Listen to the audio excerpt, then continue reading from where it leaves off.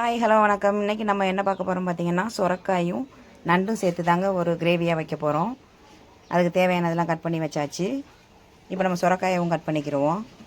தாளிப்பு தேவையான எண்ணெயை ஊற்றிக்கிடலாம். எண்ணெய் ஹீட் ஆகிடுச்சு, கடுகு சேர்த்துக்கிடலாம். புரிஞ்சது வெங்காயம் கருவேப்பிலை பச்சை மிளகாய் எல்லாத்தையும் சேர்த்து வதக்கிக்கிடலாம். இப்போ தக்காளி சேர்த்துக்கிடலாம். கொஞ்சமாக இஞ்சி பேஸ்ட்டு சேர்த்துக்கிடலாம். இப்போ மசாலா பொடி சேர்த்துக்கிடலாம். வீட்டில் இருக்க மசாலா பொடி. இப்போ நம்ம நண்டை சேர்த்துக்கிடலாம். இது ஒரு 5 நிமிஷம் குக் ஆகட்டும். அப்புறமா சுரக்காயை சேர்த்துக்கிடலாம். இப்போ தேவையான அளவு உப்பு சேர்த்து மூடி வச்சிடலாம். இந்த அரை வேக்காடு வெந்துடுச்சு. இப்போ நம்ம சுரக்காயை சேர்த்துக்கிடலாம்.